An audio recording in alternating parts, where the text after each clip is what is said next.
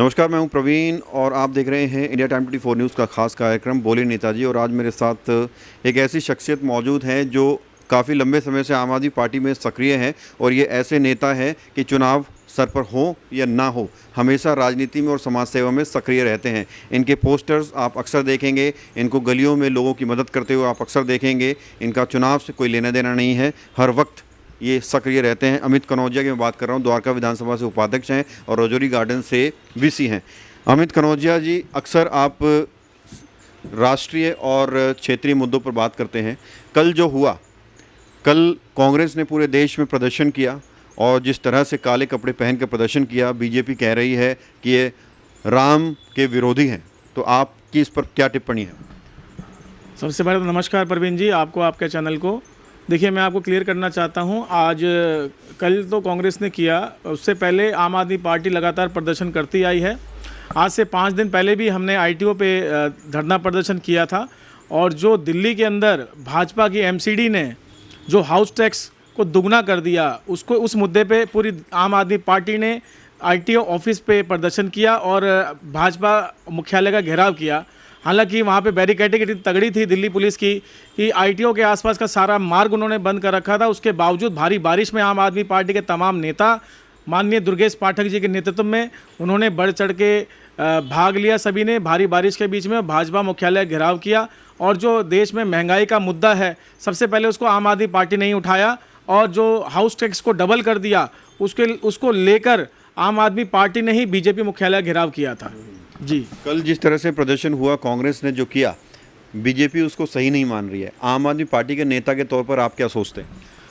देखिए, सबसे पहले तो प्रवीण जी देख लीजिए, देश में महंगाई इतनी बढ़ चुकी है। आरबीआई को दोबारा रेपो रेट को बढ़ाना पड़ गया। रेपो रेट वो होती है जिस पे आरबीआई अगर रेपो रेट बढ़ाता है तो बैंक जो है आगे जो लोगों को लोन देता है वो भी महंगा हो जाता है, चाहे वो होम लोन हो, चाहे वो बिजनेस लोन हो, चाहे वो कार लोन हो, चाहे अन्य प्रकार के पर्सनल लोन हो।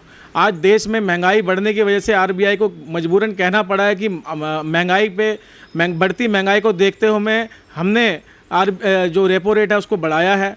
बताइए, आज 2.5 लाख रुपए कमाने वाला भी इनकम टैक्स के स्लैब में है और 2.5 लाख रुपए का मतलब 20,000 रुपये महीना।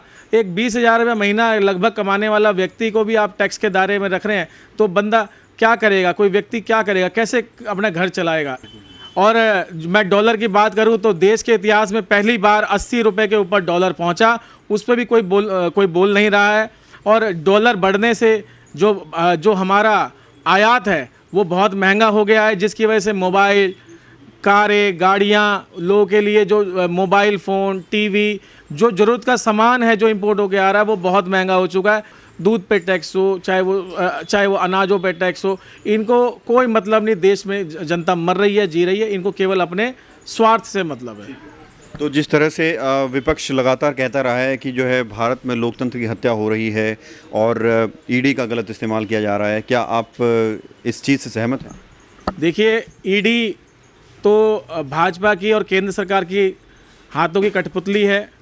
और आज भाजपा को मैं कहना चाहूँगा, इनकी नज़र में भाजपा एक वो गंगा रूपी एक पार्टी बन चुकी है जिसमें जो जाता है वो पवित्र हो जाता है। आज देश की तमाम पार्टियां, चाहे आम आदमी पार्टी हो, चाहे देश की तमाम पार्टियां हो, सब पे ईडी के छापे लग रहे हैं। आम आदमी पार्टी के सत्येंद्र जैन जी के ऊपर भी इन्होंने ईडी का छापा डलवाया और उनके पास बिल्कुल पाक साफ निकले, कुछ नहीं मिला उनको, उनके मुंह की खानी पड़ी। इससे पहले भी इन्होंने कई बार अरविंद केजरीवाल जी के यहाँ भी छापे पड़वाए, इनको कुछ नहीं मिला। तो आम आदमी पार्टी के ऊपर बार बार ये ईडी के छापा लगवाते हैं, लेकिन इनको बार बार मुंह की खानी पड़ती है। तो ये साफ मैं कहता हूँ कि ये इनके हाथों की जो कठपुतली है उसके थ्रू ये पूरे देश को चला रहे हैं और ये देश के लिए बड़ा घातक है और देश के लोकतंत्र के लिए बड़ा घातक है। देश का लोकतंत्र धीरे धीरे समाप्त होता जा रहा है।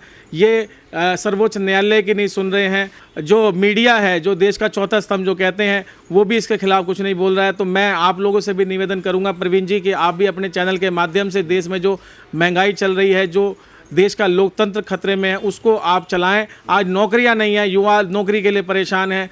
तमाम रेलवे स्टेशन बेचे जा रहे हैं। अभी मैंने कल अखबार में पढ़ा था कि 100 रेलों को बेचने की तैयारी भी हो रही है। तो ये बताएं, सरकारी नौकरियां जब रही नहीं है, बच्चे पढ़ाई कर रहे हैं, करके सरकारी नौकरियों की तैयारी करते हैं कि हमें चल के आगे नौकरी मिलेगी, एसएससी की नौकरी मिलेगी। अभी परसों ही की बात है, मैंने टीवी चैनल पे देखा था कि महाराष्ट्र से कई सैकड़ों छात्र दिल्ली के लिए पदयात्रा में आए थे। उनको पहले ग्वालियर में रोका गया, फिर उनको फरीदाबाद में रोका गया, फिर उनको नोएडा में रोका गया और नोएडा से उनको वापस बसों में बैठाकर अपने अपने राज्यों में, अपने अपनी जगहों पे भेज दिया गया। देखिए, आज एमपी में भी बीजेपी की सरकार है, हरियाणा में भी बीजेपी की सरकार है और यूपी में भी बीजेपी की सरकार है। उन छात्रों को दिल्ली पहुंचने नहीं दिया गया, अपनी बातों को रखने का मौका नहीं दिया गया। तो देश के लोकतंत्र की हत्या कर रहे हैं। युवाओं को बेरोजगारी का बोझ दे दिया इन लोगों ने और व्यापारी घर परेशान हैं। आज व्यापारी इतना परेशान है कि उन पर तमाम जीएसटी का बोझ लगा हुआ है, लोन महंगे हो गए हैं। व्यापारी करेगा क्या? आज व्यापारी वर्ग भी परेशान है, नौकरी पेशा लोग भी परेशान हैं, छोटी छोटी रेडी पटरी खोमचे लगाने वाले भी परेशान हैं।